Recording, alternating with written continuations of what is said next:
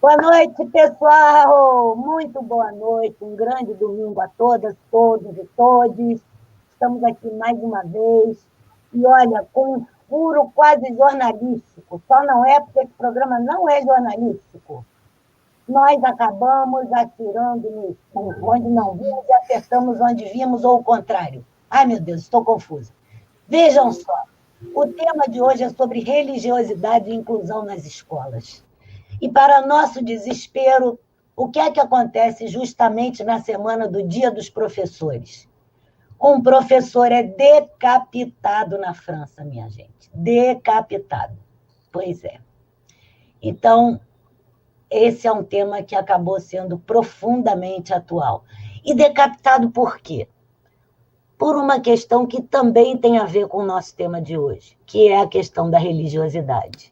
A gente vai já chegar nesse tema, mas eu não queria passar direto para ele sem antes fazer uma breve análise da semana, como a gente costuma fazer, ok? Então, boa noite aos que já estão chegando, às que já estão chegando. Um carinho especial para quem está entrando, já entrou e vai entrar.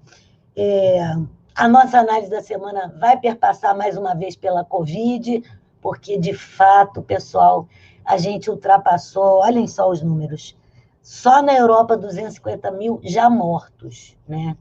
E no Brasil são 153 mil, a gente ultrapassou a marca dos 5 milhões, pessoal, de casos. 5 milhões e 200 mil casos já. Né? E a gente está tendo ainda cerca de 22 mil casos por dia. O Brasil ainda não saiu do seu pico, a gente está descendo, mas não saiu dele. Quando a maior parte do mundo já está recomeçando sua segunda onda. Então, assim, nós vivemos ainda nesse mundo, né? Sem contar que o Brasil continua queimando, né? Com suas matas, com sua fauna, sua flora, tudo indo espaço abaixo, sabe Deus que espaço é esse? E a gente aqui, queimando, adoecendo, morrendo, e ainda acontece um desastre desse durante a semana, icônico, que para nós brasileiros foi a semana do professor, da professora, dessa classe tão sofrida que somos todos nós, e icônico porque atravessou o mundo afora, né? Quando um professor, querendo falar sobre liberdade de expressão, acaba tendo a sua própria liberdade de expressão tolhida, e com ela toda a sua vida, ao ser decapitado. Decapitado porque utilizava como exemplo de liberdade de expressão um motivo religioso. Independente da discussão acerca de que modo, de que forma foi usado esse motivo, é a questão do respeito às culturas e tudo mais, o tema religiosidade estava na pauta. E isso nos traz o ineditismo do tema do nosso programa e a importância dele. A religiosidade, ela perpassa a escola brasileira desde há muito tempo, né? Apesar de termos, pela nossa legislação, uma escola que deveria ser laica, não é? Mas ser laico é não ter religiosidade alguma na escola? Será que é isso? Ou não? É isso que a gente hoje vai tentar discutir, e quais seriam os caminhos para fazer com que religiosidade possa, de alguma maneira, conversar com uma escola que se proponha se orientar por princípios de inclusão e, ao mesmo tempo, manter o respeito às diferenças, crenças e credos ali presentes, que são sempre muitas e são sempre variadas. E que no Brasil, então, essa diversidade de credos e crenças é riquíssima, né? A gente pensa que é só uma ou duas e não é, a gente sabe muito bem disso, e que, por termos essa diversidade, temos também muita intolerância, né? Como na escola brasileira permitir que esses espaços, essas crenças, circulem sem que a intolerância se faça presente e, consequentemente, garantindo que o espaço da escola permaneça sendo um espaço democrático, né, com princípios de inclusão, e, ao mesmo tempo, também sem torná-la uma escola monoculturalmente religiosa ou monorreligiosa, né? Esse é um grande desafio e é aqui que a gente vai hoje trazer a nossa pegada do Panacademia Convite 20. Mas antes eu queria apresentar a vocês a nossa Débora, que vai fazer a audiodescrição de todos nós, inclusive do nosso convidado de honra, né, Alain? Que é o professor de Emerson. Débora, é contigo. Ai, boa noite, esqueci pessoal. de falar que a Débora vai apresentar outra surpresa também, hein? Que é a Zilma. Vai lá, Débora. Boa noite, pessoal. Eu sou a Débora.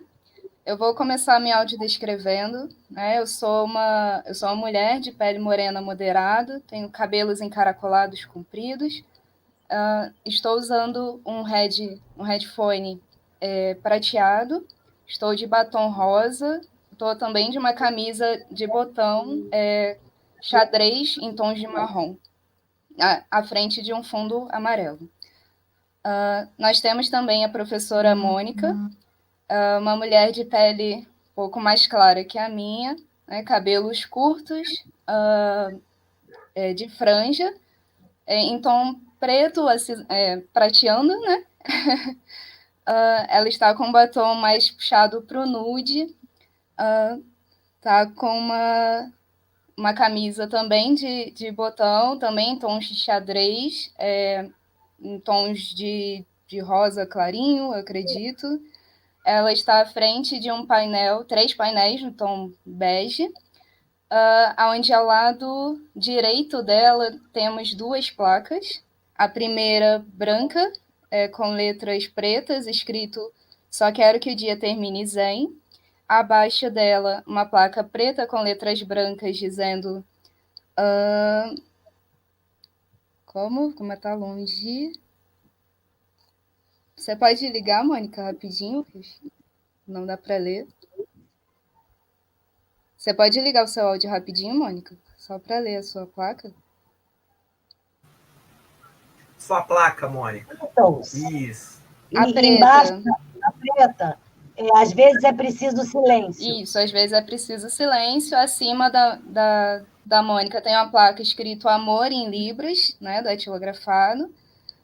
Ao lado esquerdo temos a placa amarela com letras pretas, escrito risco de abdução, em cima com uma faixa vermelha, perigo.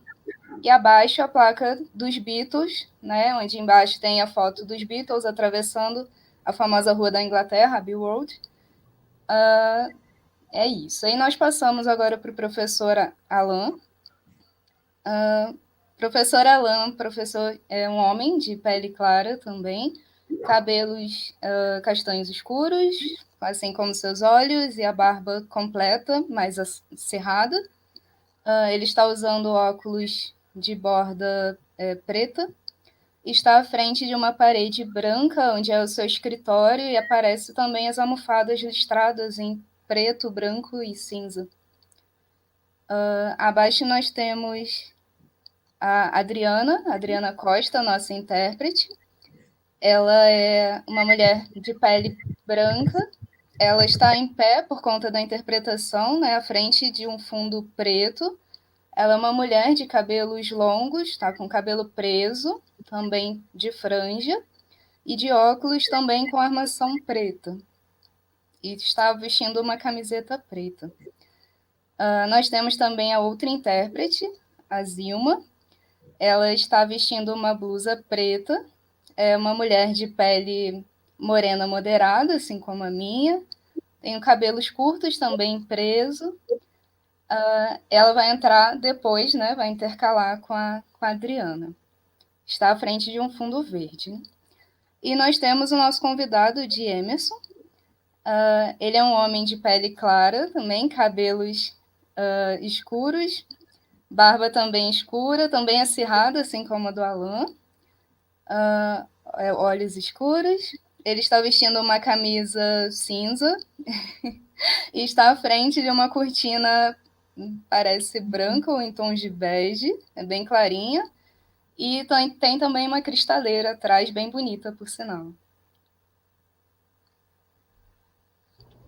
Alain, meu amor, é com você agora. Obrigado, Débora, pela audiodescrição de todos e todas. É uma boa noite a todos que nos ouvem, a todas e todos que nos ouvem. Mais um Pan Academia, nesse dia tão agradável aí com o professor de Emerson, nosso convidado. Agradecer a Adriana, sempre pela interpretação voluntária. A Zilma, que chegou para ainda mais engrandecer esses momentos de debates acalorados ultimamente, né, Mônica? Nesse programa. E dizer que é muito prazeroso ouvir hoje o professor de Emerson e não tenho dúvidas de que as pessoas estão ávidas aqui, já tem vários comentários aqui, que todos querem ouvi-lo e, portanto, vou ser breve porque queremos ouvi-lo. Você é o nosso grande convidado da noite. Obrigado pelo aceite aí o convite.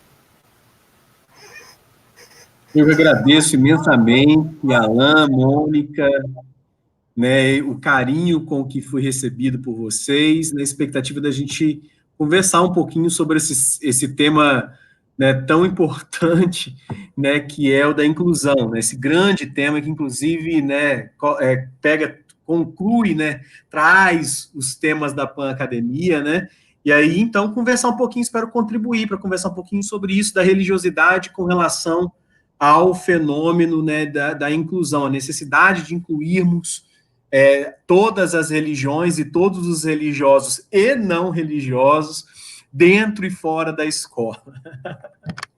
Então, como é a dinâmica? A gente vai, assim, livre? Pode ser? Pode. A gente então, costuma fazer assim, você fala um pouquinho, aí o pessoal começa a fazer pergunta, aí a gente te traz as perguntas, é um bate-papo. Beleza, então, Mônica.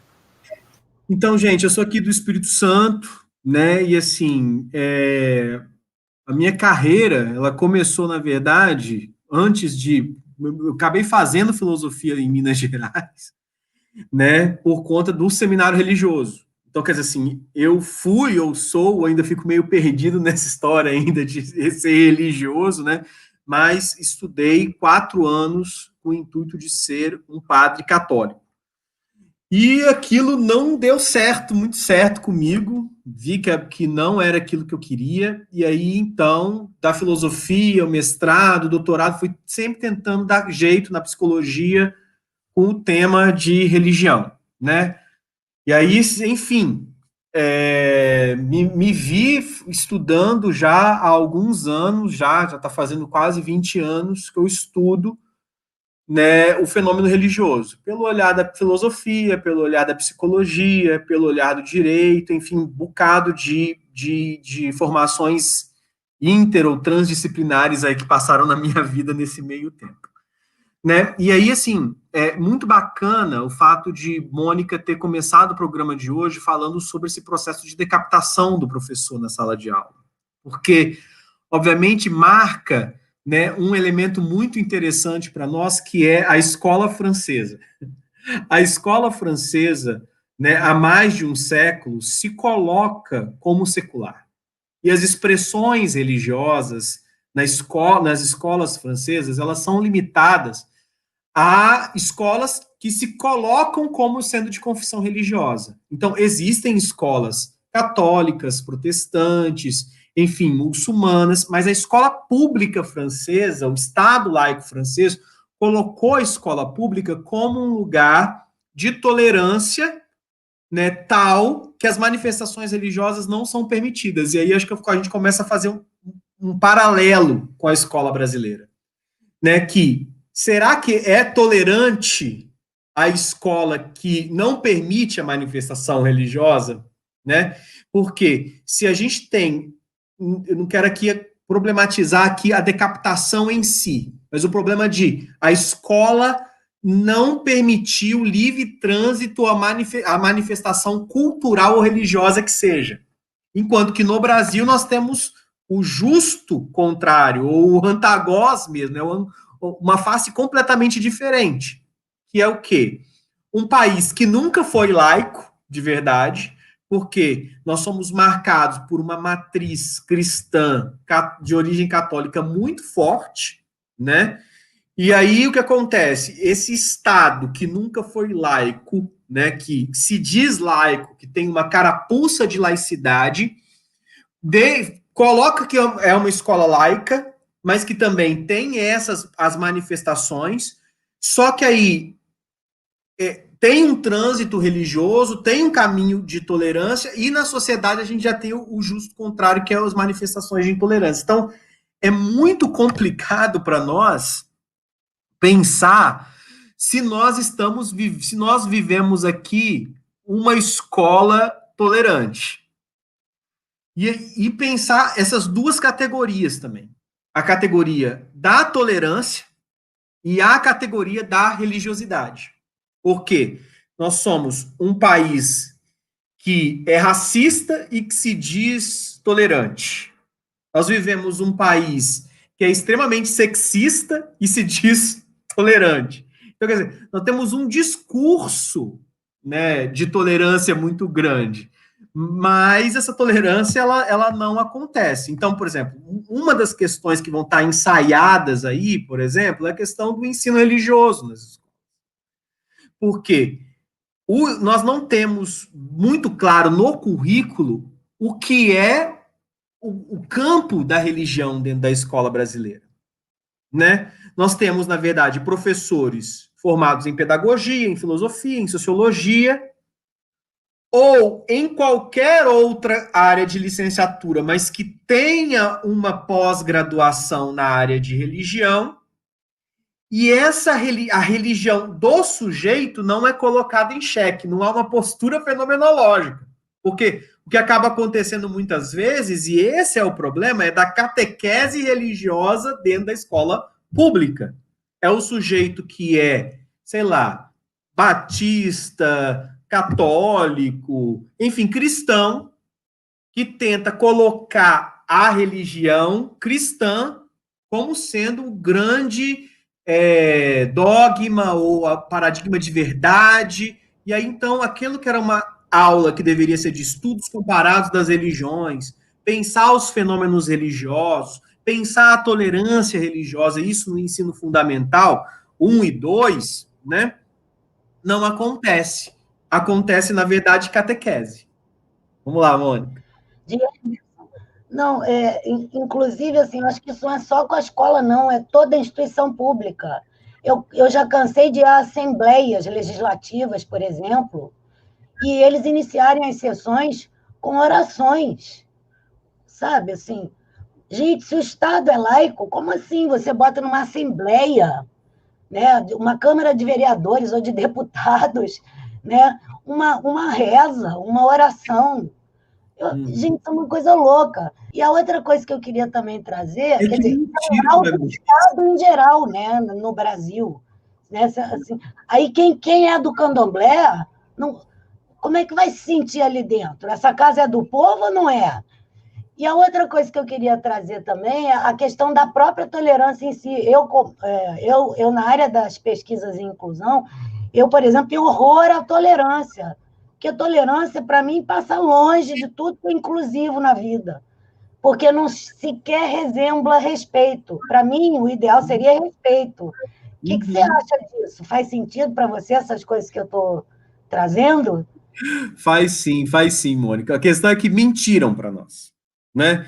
Em 1889, quando inicia-se a República Brasileira, e a gente tem a marca de que o padroado, que era o sistema que relacionava Estado e religião no Brasil, né, que tinha uma duplicidade, por exemplo, os bacharelados em direito, inclusive, os espaços cartoriais, eles se assemelhavam a espaços religiosos. Né? Então, a gente tinha aquilo ali que é a paróquia. Na verdade, a paróquia religiosa era o sinal da cartorialização no Brasil. Então, quando eu passo do sistema monárquico para o sistema republicano, e aí, então, fala, não, ó, vai ter que ter casamento civil, vai ter que ter, então, registro civil de nascimento, e vamos começar a abandonar essa esfera religiosa, essa tradição, ela não é assim de uma hora para outra que é rompida, né? Então a gente tem aí até a República Velha inteira. Então nós temos o quê? Menos de 100 anos, eu estou falando ainda do início do período de Vargas, então 1930, então menos de 100 anos de república, tá? De república, porque foi muito engatinhado. Aí então, assim, todo o movimento, então, da história do Brasil, ora se afasta, ora se aproxima do esquema religioso. Ora se afasta, ora se aproxima. Então, nós, de fato, nunca conseguimos colocar no país, haja vista toda a introdução das constituições nacionais, nós não conseguimos nos afastar da matriz religiosa. E essa matriz religiosa é uma matriz religiosa unitária, que ela coloca judaísmo, todas as religiões abraâmicas, né? Vamos pegar o islamismo, vamos colocar aí as matrizes religiosas africanas, o candomblé, a umbanda e outros tipos de manifestações religiosas, eles nunca conseguiram entrar no Brasil. Inclusive, o próprio protestantismo sofreu muito para entrar, ter alguma simbólico dentro da matriz religiosa brasileira, alguma interferência simbólica, né? Porque, inclusive, o chamado protestantismo histórico brasileiro, ele ficou muito recluso a alguns centros. Então, a gente está falando de comunidades alemãs, de algumas comunidades em que se podia ter um trânsito maior, né, de luteranos e presbiterianos históricos. Então, assim, aí veio os missionários, né, norte-americanos, que se representaram a segunda e a terceira onda de manifestação protestante no Brasil, que são os chamados deuteropentecostais, como a Igreja Quadrangular, né, os assembleianos ainda pentecostais tentando entrar nessa vertente dos missionários, e depois, na década de 80, manifestações com o catolicismo mais poroso, digamos, com o flerte com a teologia da libertação, começou, então, a permitir, então, infiltrações, manifestações religiosas protestantes, outras, que são os movimentos neopentecostais, né? Então, a gente está falando aí de IUR, de Internacional da Graça, enfim, várias manifestações religiosas que, a partir do final da década de 70 e início de 80, começam a ganhar um espaço. E aí, então, na década de 80 no Brasil, que a gente vê um pluralismo religioso. Não que não existisse antes, é óbvio, os terreiros de Umbanda estavam lá no Brasil colonial, entendeu? Os judeus brasileiros estavam lá na invasão francesa, quer dizer, nós temos manifestações religiosas no Brasil múltiplas desde o século XVI, só que nós temos de manifestações mais vigorosas no Brasil, religiosas, e o universo plural aparecendo, 70 anos. Menos de 70 anos de manifestações mais plurais. Então, quer dizer, tudo que a gente não está muito acostumado, né, tem aquela briga, aquela racha. E aí, gente, por exemplo, Mônica, Alain e você que está aqui junto com a gente acompanhando.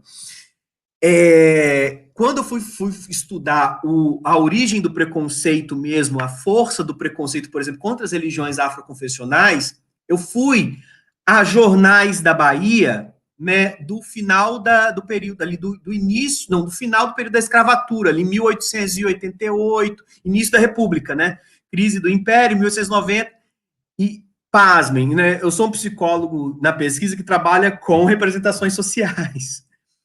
Quando eu pego aquilo ali, o núcleo central das representações sociais dos jornais baianos falando dos centros de Umbanda no final do século XIX, o núcleo central era o mesmo das manifestações intolerantes, e aí a gente pode pegar, né, mudar o vocabulário, Mônica, eu entendo essa questão de intolerante não é o suficiente, né? A gente precisa alargar isso aí, mas as manifestações colocando o decréscimo, o pesar de 100 anos de história de preconceito com as religiões afroconfessionais.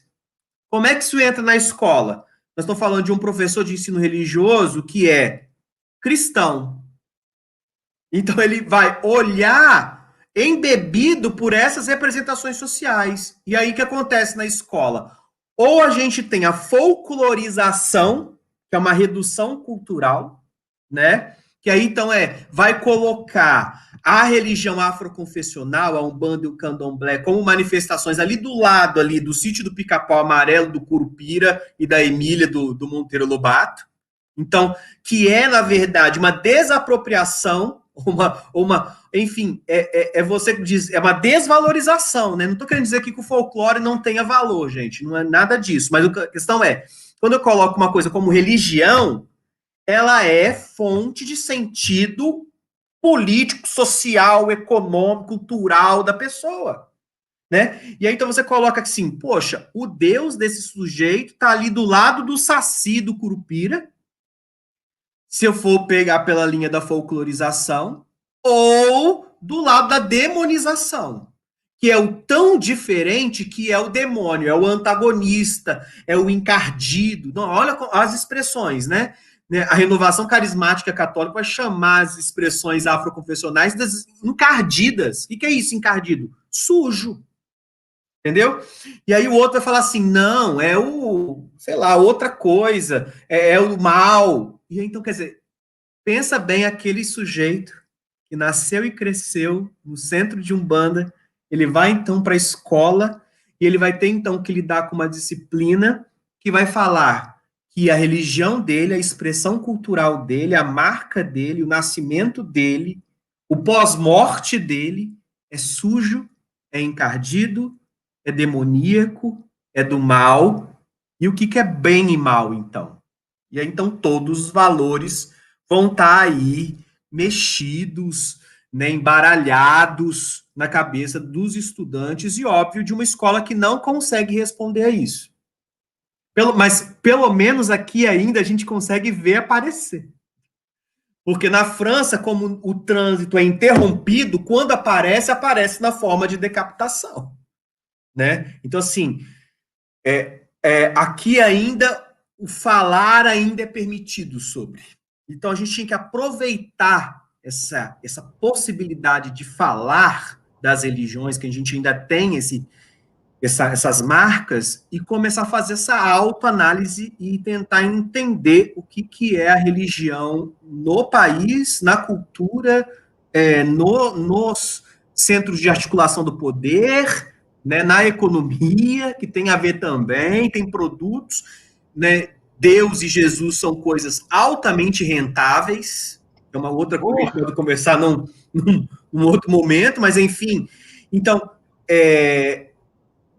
abrir essa possibilidade de diálogo é pensar para onde que nós vamos apontar enquanto nação, enquanto país, enquanto sociedade, né, que a gente está querendo. Nossa, dá muito o que pensar. Nós temos aqui já vários comentários em destaque, o da Silvia, né, que fala que esse assunto é muito sério, que a gente se furta da laicidade nas escolas, né, e se a gente vem com uma proposta diferenciada, a gente quase que apanha, e não é raro a gente ver aqui no Brasil quantas vezes, né, o povo de terreiro, né, o povo de Umbanda, o povo de Candomblé, realmente, literalmente apanha na rua, né, pelo simples fato de trajar de usar os trajes do seu ritual, do seu sacerdócio, ou pior, né, assim, às vezes nem isso, mas saiu do terreiro e já é pego na esquina. E a Rosângela traz uma pergunta, que você meio que começou já a dar o caminho no final da sua fala, mas seria bom se você pudesse, talvez, explorar um pouco mais. Você diz que a gente precisa aproveitar esse espaço que ainda temos de falar, né? E aquela pergunta dela é como vivenciar e tornar real essa laicidade nesse governo ultraconservador que está desmantelando o Estado democrático, né? E aí você diz, a gente ainda tem a fala. Você acha que isso é suficiente? Como mais a gente poderia aprofundar isso? Sei lá. Olha, Mônica, eu acho o seguinte, vamos lá, gente. Tudo que é ultraconservador é unitário, né? Então, o pensamento ultraconservador, ele é monista. O que é isso, né? Ele é um mesmo. Ele aponta para um único caminho. Então, ele tem uma rédea. Ele tem uma direção. E aí, então, quando você fala assim, ultraconservador, eu lembro da fala do presidente com relação à indicação do próximo ministro do Supremo Tribunal Federal. Quando se fala assim, né, o próximo ministro do Supremo Tribunal Federal vai ser um homem terrivelmente evangélico, ele está dizendo o que para nós? Que a baliza de leitura da Constituição, né, ou seja, o Estado legal, ele deve ser lido através de uma direção monista.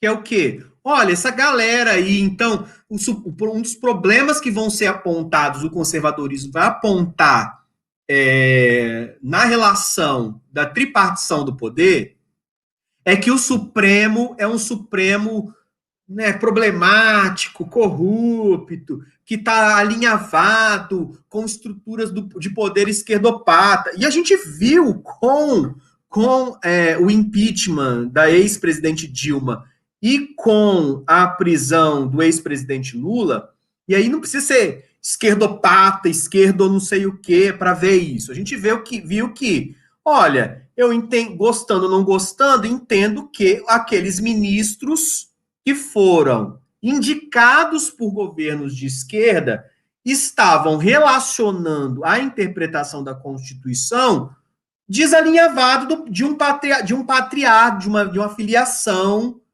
ideológica.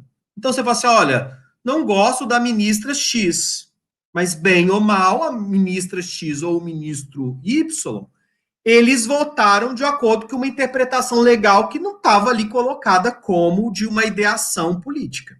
Aí o presidente, então, diz, o próximo ministro tem que ser terrivelmente evangélico, já mostra o seguinte, olha, eu quero uma leitura, e aí por isso que eu estou fazendo esse abono aqui com a vertente de esquerda, que vai ler a Constituição a partir de um olhar bíblico-religioso dogmático.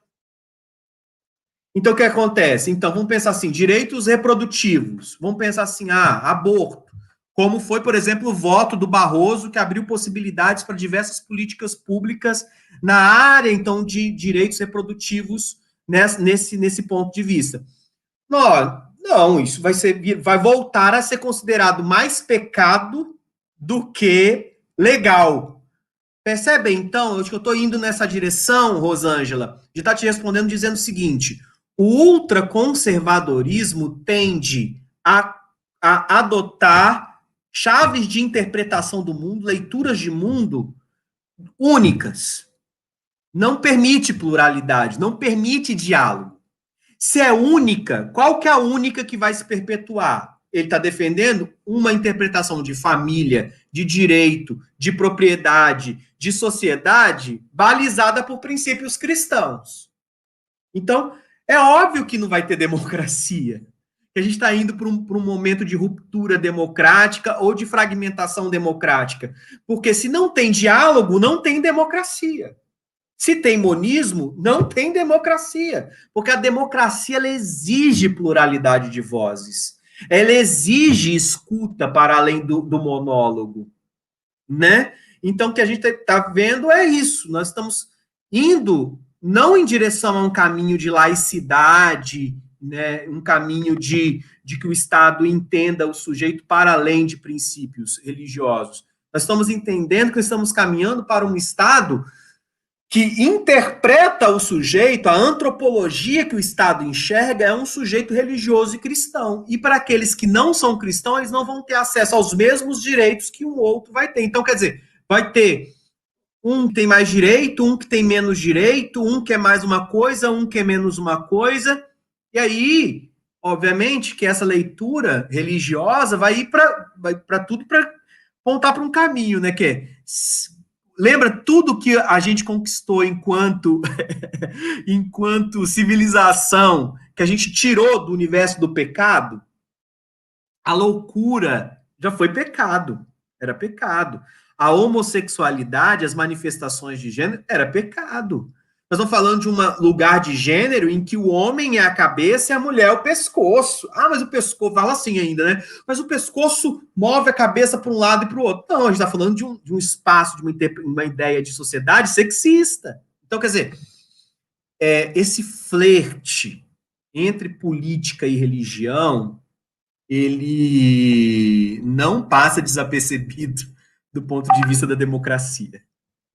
Então é muito complicado, né? Prevejo aí, e sem ser pessimista, um momento muito difícil que a gente vai ter que passar ainda para defender, não o Estado laico, mas para defender primeiro, antes do Estado laico, a própria democracia. Minha Nossa Senhora, Jesus amado. Sem nenhuma brincadeira no comentário, não. Foi sincero isso. Alain, socorro, Alain. Eu estou com essa pergunta na cabeça que eu não sei nem como começa. Socorro. Eu estava aqui elaborando a partir das reflexões, assim, estou muito provocado e pensando como os desafios se agigantam nesse cenário de pensar uma cultura escolar, porque eu penso sempre na escola, e pensando na escola como uma possibilidade de ressignificação desse status quo. Então, assim, quando eu penso em diversidade religiosa e inclusão, eu penso numa cultura escolar que reconheça e celebre essas diferenças a partir desse espectro mesmo, né, desse pluralismo. E aí eu estou muito mobilizado porque nós estamos, né, Jamerson, em plena véspera de eleições, e eu fico muito impactado quando eu ouço candidatos com plataformas, né, com projetos que estão radicalmente associados a uma concepção de religiosidade que tende a encontrar na escola, me parece,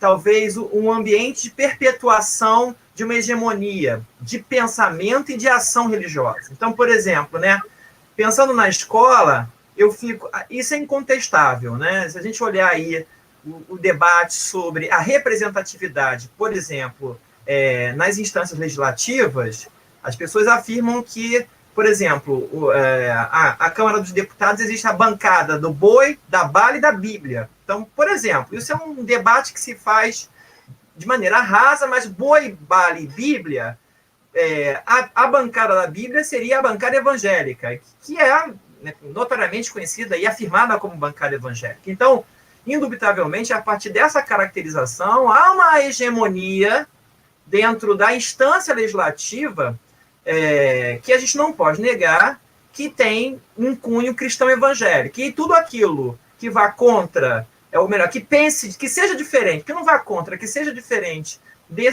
dessa praxis hegemônica evangélica, como você bem colocou, é colocado ou à margem ou endemonizado, né? Porque é a antítese, né? O que está contra o cristão, o anticristo.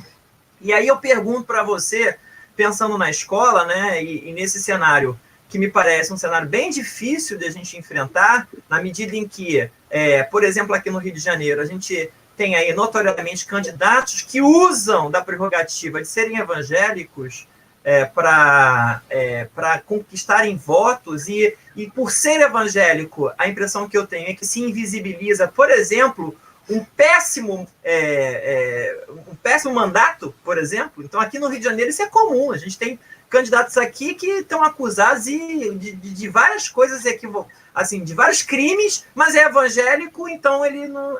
Vejamos o exemplo do Robinho, né, que ontem, né, usou a Bíblia para justificar o crime que ele está, em primeira instância, na Itália, condenado, de estupro. Então, assim, é um cenário muito complexo esse. E aí eu quero te perguntar o seguinte: em que medida essa hegemonia evangélica ela não seria uma estratégia de manutenção e ampliação do poder a partir dessa lente religiosa, da lente divina?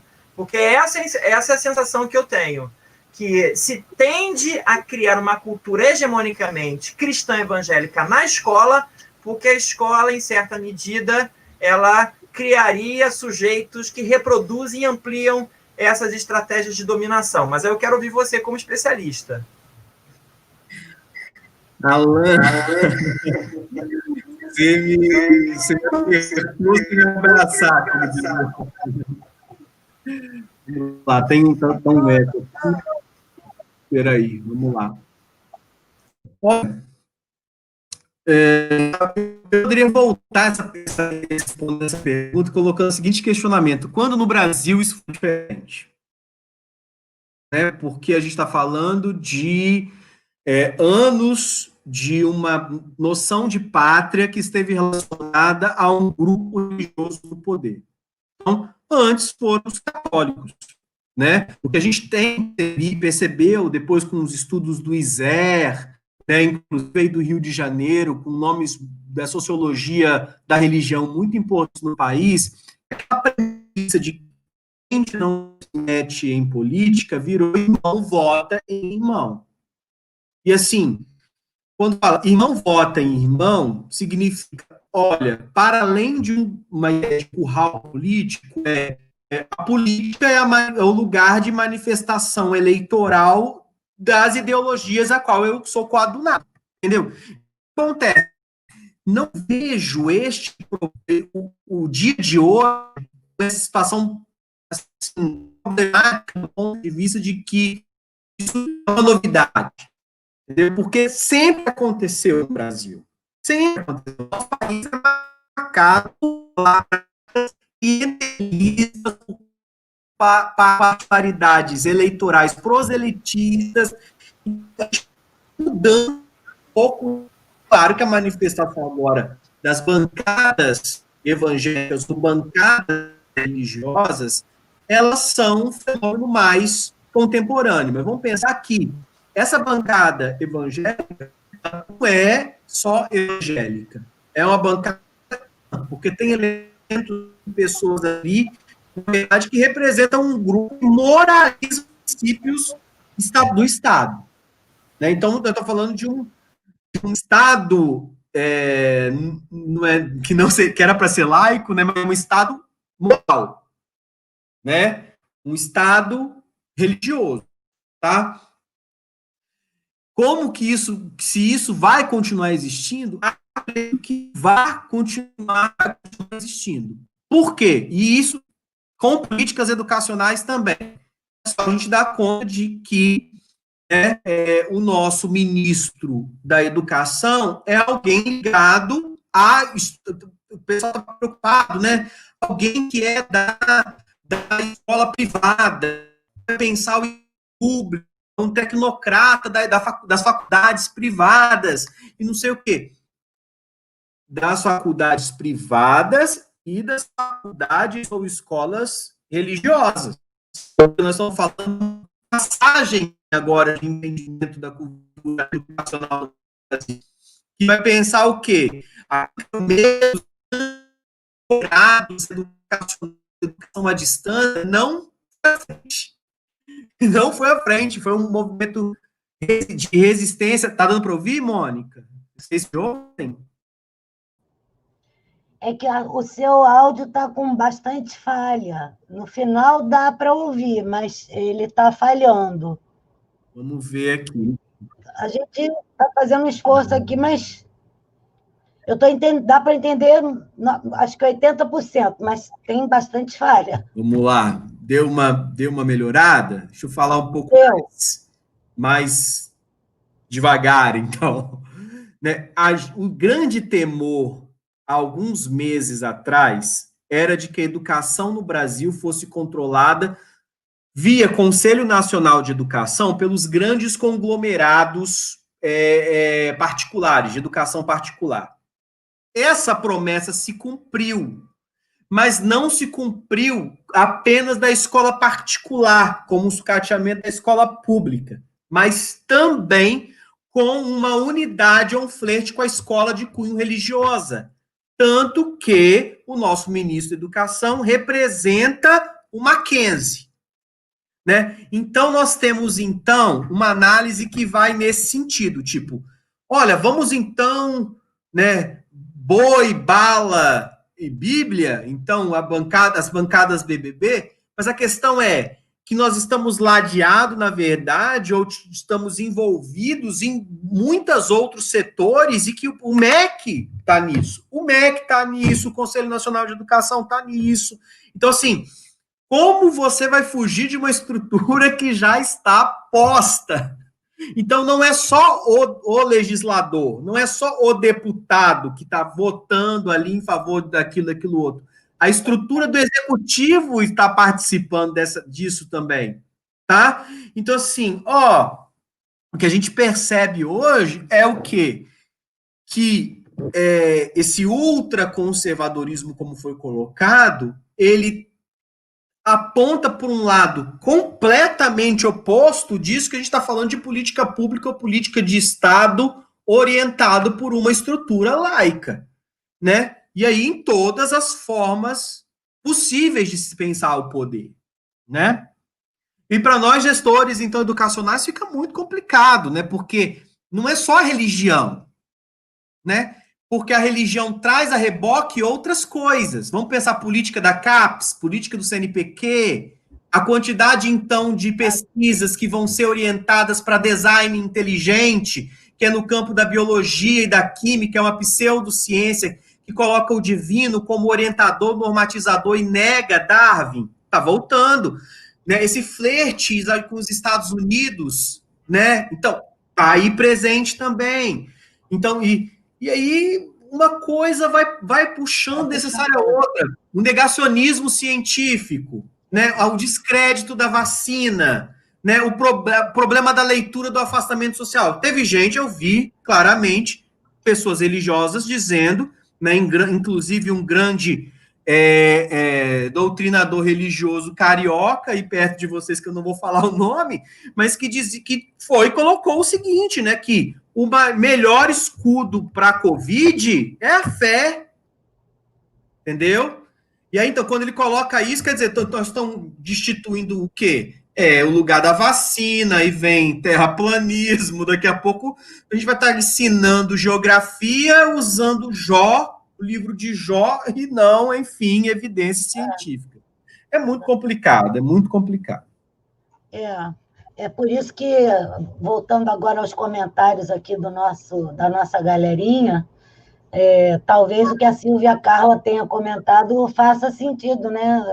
Isso tudo é muito perigoso, ela diz, e ela acha que a gente está caminhando mesmo para um caminho de combustão social, porque são posturas antidemocráticas, né? que quando somadas, como eu chamei anteontem, são pacotinhos e pacotinhos que fazem um grande pacotão, né, que estão caminhando, sabe lá para onde, né? Mas temos aqui também um caso que eu acho que é importante a gente comentar, que o nosso programa já se aproxima um pouquinho do fim, então vamos tentar dar um curso aqui fundado em cima do nosso pessoal que participa. Então, tem 2 perguntas e um caso. A primeira pergunta é a da Simone, que diz, pergunta como é que a gente vê o caso do professor lá morto em Paris, o que a gente achou desse caso. E a segunda é do Matheus, que pergunta, que diz o seguinte, que o papo está muito interessante, e comenta, professor, o Estado é laico, mas não é laicista, e que no Estado há ateus. Ele diz, na escola a gente celebra o índio, mas demonizamos a Pachamama. Celebramos o coelhinho da Páscoa, mas colocamos fogo em terreiros. Celebramos zumbi, mas escondemos a história. E aí a pergunta é, como um currículo centrado num ideal de mundo pode ultrapassar a redução pela folclorização ou dar corpo ao que sempre existiu, né? Prosseguindo o que você mesmo trouxe.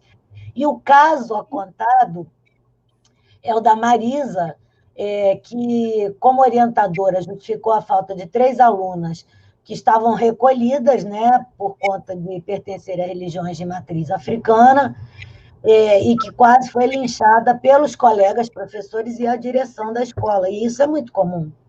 Né? E aí, assim, esse caso dela também me impressiona, porque eu presencio muito, e ao mesmo tempo eu fico com aquela dúvida assim, Pois é, o que a gente faz? A gente suspende a possibilidade do ritual ou a gente permite que todos possam respeitar os seus rituais e, por exemplo, quando for o feriado judaico, todo mundo que é judeu pode faltar, quando for o feriado islamita, todo mundo pode faltar, quando for um recolhimento religioso por conta da religião X, Y, Z, a pessoa pode faltar. Como é que é essa confusão no dia a dia do cotidiano escolar laico? Isso é uma pergunta assim, né, que também gera bastante coisa. O que você acha aí disso tudo? Eu acho que quando o Brasil não tem condições de fazer de uma hora para outra o que a sociedade francesa fez com a educação pública. Eu acho o seguinte, que o caminho, a gente tem tocado, né, os estudiosos na área de religião muito mais para a ideia de diálogo e pluralidade religiosa e multilateralizada, enfim, as influências e matrizes e cores e possibilidades de chamar Deus ou deuses, né, para dentro da escola e permitir que esse diálogo ocorra, né? Então, acredito que seja um diálogo muito potente, muito possível, que a gente teria condições de fazer. Eu não acredito que seja hora da gente dizer assim, olha, a escola não é lugar da manifestação religiosa como aconteceu na Europa, né, tempos atrás. Acho que o dado já é fato, as religiões são presença, por isso que os teóricos do currículo criaram a possibilidade que no ensino fundamental tivesse estudos das religiões ou ciências da religião, melhor que ensino religioso, né, que esse nome também já não é tão bacana. E aí o que acontece? Essa pluralidade de manifestações, ela teria que encontrar o lugar do plausível, né, o lugar dos acordos, como em toda questão democrática ela funciona. Acredito que quando a escola pensa o seu PPP, quando aquele espaço, os professores, a gestão escolar, junto com os alunos e a comunidade, entendem a gestão escolar de fato como democrática, eles vão considerar, olha, isso é um ponto de pauta. Como é que nós vamos fazer? O que nós vamos considerar? Como é que nós vamos estruturar o nosso calendário? Como que as manifestações religiosas vão estar aqui dentro? E, óbvio, acredito que todas essas religiões têm que ter o seu lugar e a sua possibilidade de entrar nisso daí. Até porque senão a gente fica muito filósofo, né, Mônica? A gente tem uma tendência de puxar a coisa muito para um lado intelectual e filosófico e aquela coisa toda. O lance é, religião é uma discussão metafísica, não é? Um Deus que não vê, uma alma, um tempo, outro, um espaço, uma fé, uma crença, tá? Se eu tenho isso, que é uma crença, essa crença volta a se perpetuar no espaço que é real de novo, né? Pensando dialeticamente aqui, né? Então, quer dizer, se estrutura a minha crença, o econômico, o social, o político, o cultural vai estar embebido nesse religioso. Então, não adianta a gente criar discurso para negar agora a religião do Brasil. Não dá para dizer, não existe, não pode ser escola pública, não pode ter manifestação religiosa. Eu acho que pode tanto e deve, porque nós somos um povo que é culturalmente religioso. Agora, o lance é, se é dado para um que entende Deus como da maneira cristã, tem que entender para aquele que entende afroconfessionalmente, para aquele que entende com outros tons e outras cores e outras possibilidades de entendimento de relação com esse divino. Se aquela criança, se aquele adolescente, se aquela pessoa entende Deus numa roda, se entende Deus num terreiro, se entende Deus numa dança, se entende um Deus mulher, se entende um Deus, né, da natureza, disperso no mundo, eu acho que o que deve acontecer é que esses discursos religiosos devem provocar a escola a ponto a querer discutir esses diversos rostos, essas diversas faces de Deus, né? E aí, pensando junto aqui com o Matheus, né, que eu achei brilhante a colocação, né? Aí coloca a questão, né? Como um currículo centrado no ideal de mundo pode ultrapassar a redução pela folclorização e dar corpo ao que sempre existiu? Eu acredito muito, Matheus, Mônica, Alain, que essa possibilidade do currículo que se permite conversar com a religião, é o currículo que é construído coletivamente. que não vai ser de uma hora para outra, que não vai ser amanhã, que não tem uma fórmula secreta, que vai ser errando, acertando, e que a gente vai tentar construir uma escola brasileira melhor.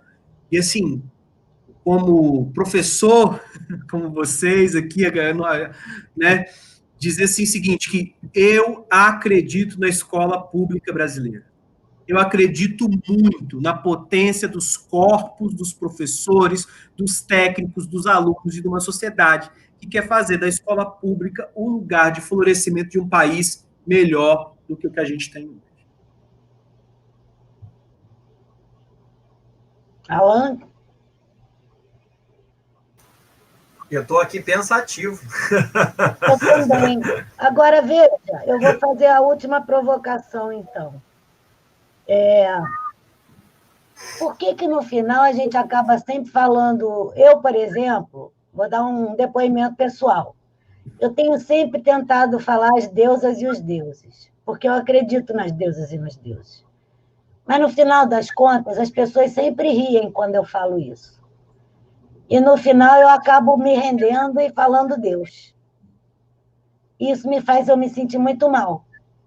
Mas eu acabo falando Deus. Você mesmo agora falou Deus e as representações de Deus, ou como é que a pessoa entende Deus. A gente bate, se debate, e acaba ficando que a palavra final é Deus. Como é que a gente rompe isso, hein? Olha, Mônica, eu vou pegar uma fala de um grande brasileiro, um genuíno brasileiro, saudade dessa barba branca, que foi o Frei Leonardo Boff. Não, E o querido. Boff dizia o seguinte para a gente, né, num texto dele sobre o sacramento da caneca, né, que lá a canequinha, lá às vezes aquele ritual nosso de tomar o café na canequinha, que aquilo é um sacramento potente. Então, não importa se eu digo Deus, deuses, Deus te abençoe, vai com Deus, graças a Deus, né? Nós somos de uma tradição religiosa, a grande maioria, né, cristã. Isso, né, de trazer essa referência de Deus, não é aquilo que nos limita ou nos coloca, nos evidencia um traço, né, como se fosse um maligno agora, né? Eu acho que o importante é, se eu estou ali vidrado em tentar fazer o bem, né, em tentar levar para as outras pessoas o bem, se eu falo Deus, deuses, deusa, se esse Deus ele é homem, se é mulher, se é índio, se é negro, se é orixá, se é um Exu, se ele é um santo, né, se é uma santa, não importa. O importante, eu acho que é a gente fazer o bem. Eu acho que esse é o predicado moral mais válido, né? Tentar fazer o bem. Aí não importa se vai ser com a canequinha, tomando cerveja, café, suco, refrigerante, com Deus, deuses, deusa ou deusa. De preferência a todos. Uhum. Acho que agora é a última mesmo. A Silvia pergunta: o repensar da escola pós-pandemia, será que vai ter que perpassar por todas essas questões? Como é que você enxerga a escola no contexto pós-pandemia, professor? Olha, eu acho que a escola vai fazer aquilo que ela sempre fez, entendeu? Tentar se reinventar, tentar se repensar, sem tentar colocar para nós, docentes ou para discentes, a responsabilidade de ter que fazer essa escola do zero, nova. Não, a gente vai fazer, no universo do possível, tentar fazer aquilo que a gente faz desde sempre. Ensinar com decência. Se a gente continuar fazendo essa profissão de fé, que é ensinar decentemente, não importa se com vídeo, sem vídeo, presencial, semipresencial, híbrido, com Meet, com Classroom, não importa se vai estar ali olho no olho, a gente vai tentar fazer o melhor. Então, assim, pós-pandemia, a escola vai ter que conversar sobre si mesma. Eu acho que, vamos pensar junto aqui, teve algum momento na história que a escola não teve que se fazer isso? Pois é. É. Uau. Que maravilha, gente. Que lindo esse programa, né? De Emerson, eu estou me sentindo profundamente alimentada de carinho, de luz, de, de compaixão, essa que talvez alguns chamem de religiosa, mas eu chamo de humana, né?